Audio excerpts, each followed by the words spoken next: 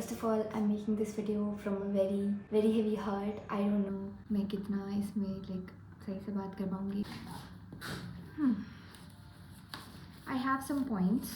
सबसे पहले तो talking about MBBS toxicity. This degree has consumed so much from me. It's not that I don't like the subjects. जो इसका like process है ना, that is so mentally taxing. तुम्हारे back to back papers है. अब या तो तुम इस भरोसे चले जाओ, चीटिंग के भरोसे चले जाओ, या फिर तुम ऐसे सोच के चले जाओ कि पासिंग मार्क्स तो दे ही देंगे, पास तो कर ही देंगे, पेपर में तो बैठे ही नहीं देंगे, लास्ट में पढ़ लेंगे. अगर तुम ऐसे बच्चे हो ना कि तुम्हें चाहिए कि यार पढ़ जाती हूँ, चाहे छोटा भी टेस्ट है, चाहे छोटी भी चीज़ है, पढ़ जाती हूँ, it will be so mentally challenging for you to manage everything. साथ के साथ ऐसा नहीं होता कि तुम्हारा पेपर है तो तुम्हें छुट्टी मिल जाएगी. बिल्कुल ऐसे लगातार पेपर लेते हैं. आज पेपर है, उसके बाद पूरे दिन क्लास लगानी, उसके बाद अगले दिन पेपर है, क्लास लगानी है, उसके बाद अगले दिन पेपर है, क्लास लगानी है. जैसे सेकेंड ईयर है तो उसमें 3 सब्जेक्ट होते हैं. जो थर्ड ईयर के फोर्थ ईयर के सब्जेक्ट्स हैं उनकी भी क्लासेस लगती हैं, उनके भी टेस्ट होते हैं, उसके लिए भी प्रिपेयर करना होता है. It's so fricking frustrating. वो भी इतनी गर्मी में. आई एम अ पर्सन जिसको गर्मी बिल्कुल भी नहीं पसंद. एंड एलटी में एसी नहीं है, अपने रूम में तुम एसी नहीं लगा सकते. It's just straight up frustrating. ये चीज़ें ठीक भी नहीं होने वाली है. इट्स जस्ट टाइम काटने वाली बात है. It's okay. I know this will be fruitful. I very well I am very aware that हाँ भाई ठीक है, करना ही पड़ेगा, सबको करना पड़ता है. And I feel like I am half way there. Half way तो नहीं बट हाँ 1/3 तो हो गया है. तो बाकी का जो टाइम है वो भी कट ही जाएगा. I know that very well but sometimes is just so fricking frustrating. बहुत लोग ये आर्ग्यूमेंट दें कि आप हमें डिमोटिवेट कर रहे हो. डिमोटिवेट नहीं कर रही हूँ, इट्स जस्ट द रियलिटी. किसी भी जगह चले जाओ, there will be struggles at the end of the day. कुछ भी करोगे there will be struggles. So struggles तो नहीं ख़त्म होने वाली है. This thing is very sensitive and very close to my heart. In the month of April I lost my grandfather. मैं दोनों ही अपने ग्रैंड पेरेंट्स से, दादी दादा बहुत ज़्यादा क्लोज थी. आई lost my grand mother about 7 years back, 7 to 8 years back. Basically मेरे मम्मी पापा दोनों वर्किंग हैं. एंड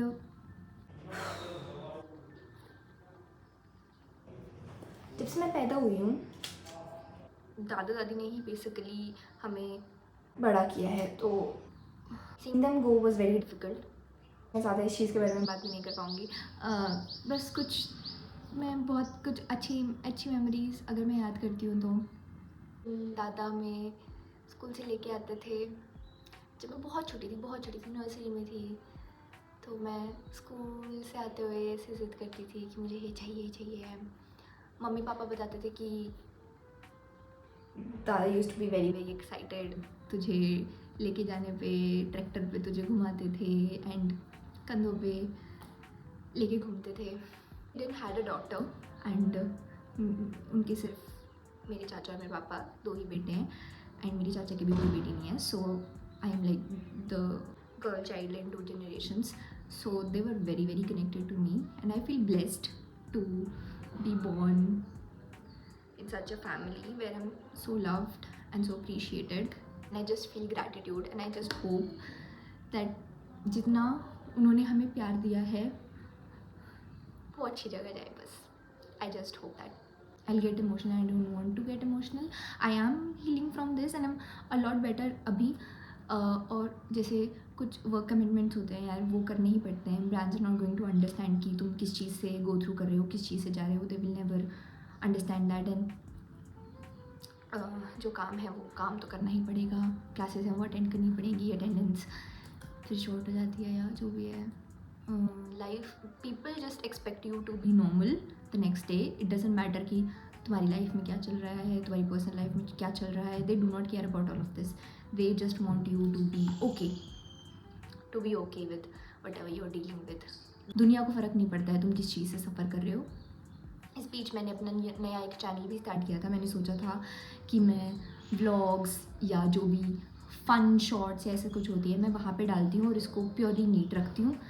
बिकॉज मुझे कहीं ना कहीं ऐसे लगने लग गया था कि उन वीडियोस पे इस चैनल पे इतनी ज़्यादा व्यूज़ नहीं आ रहे हैं, क्योंकि मैंने अपनी अब तक जो ट्रू पर्सनैलिटी है वो मैंने इतने अच्छे से इस चैनल पे भी शोकेस नहीं किया.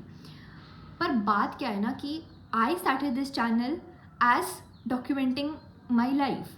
नीट का मैं कंटेंट डालती थी, आई नो नीट पे ही ज़्यादा व्यूज़ आते हैं no matter what you do, उस पर भी मैं बहुत जेन्युइन एडवाइस देने की कोशिश करती हूँ.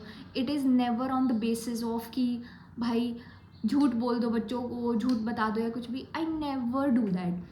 बट आप जब इस तरीके के वीडियोस बनाते हो, you are put into that box, you are generalised कि हाँ भाई तुम भी इसी कम्युनिटी में आते हो जिसमें लोग झूठ बोल रहे हैं या कुछ भी बोल रहे हैं. मैं रोज़ कंसिस्टेंट भी थी, हर रोज़ मैं वीडियोस डालती थी, but then this incident happen, my dadaji went away, so I had no motivation to basically make any videos, fun videos मैं नहीं बना सकती थी. जब तुम अंदर से ही खुश नहीं हो, तुम और किसी को क्या खुश करोगे, है ना. वो पॉज पे आ गया बिल्कुल, अब बिल्कुल ऐसे स्टेगनेंट हो जाता है चैनल, फिर चलाना बहुत मुश्किल हो जाता है, बहुत मुश्किल हो जाता है.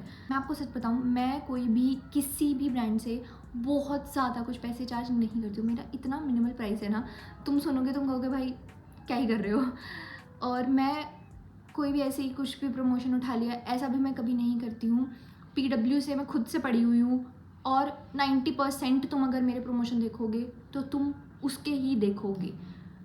And it is a big brand, it does not give कि ठीक है भाई दे दो पैसे दे दो, बांट दो, बिकॉज हमारा कुछ सब मिनिमल प्रोडक्ट भी है तो भी उसकी प्रमोशन करने के लिए you will get more money. जब तुम्हें खुद के प्रोडक्ट पे विश्वास है तो तुम्हें लगता है कि भाई ठीक है इस रेंज में कोई स्पॉन्सरशिप कर रहा है हमारी, तो उन्हें दे दो वरना मत दो.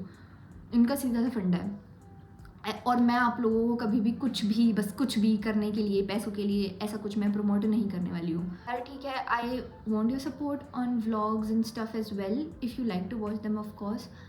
बाकी अगर नहीं अच्छा लगता तो कोई बात नहीं, मत देखो, but I will keep on posting ऐसी ऐसी चीज़ें भी, क्योंकि वो मुझे बनाना भी अच्छा लगता है, मेरा दिल भी खुश होता है, और कुछ लोगों को उनको देखना भी बहुत पसंद है. तो हाँ, इवन इफ मुझे उस पर इतना ज़्यादा अप्रिशिएशन नहीं मिलता तो भी I will still keep on doing that.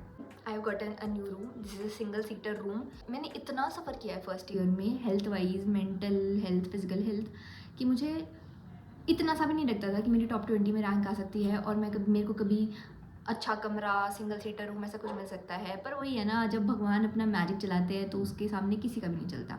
मेरे पेपर्स अच्छे गए, ठीक है, मतलब मुझे इतना अच्छा रिजल्ट भी एक्सपेक्टेड नहीं था, पर मेरी टॉप 20 में रैंक आई थी, and I have gotten a very good room. I am very very thankful to God. बहुत सुंदर, मैंने देखा, थोड़ा अच्छा लगा. काफ़ी मैंने कोशिश करी है कि मैं इसको अच्छा बना सकूँ, सुंदर बना सकूँ. और रूम टूर वीडियो भी आने वाला है, और शिफ्टिंग का छोटा मोटा ब्लॉग जो मैंने बनाया है वो भी आने वाला है. वॉर भाई, इट इज़ स्कैरी. मैं हरियाणा से हूँ, इवन दो इट्स नॉट, हमारी कोई भी बाउंड्री बॉर्डर पे नहीं लगती है. Seeing bloodshed of people of your own country, bro. Movies में देखते थे ना, बातें करते थे, डॉक्यूमेंट्रीज देखते थे, जो भी है.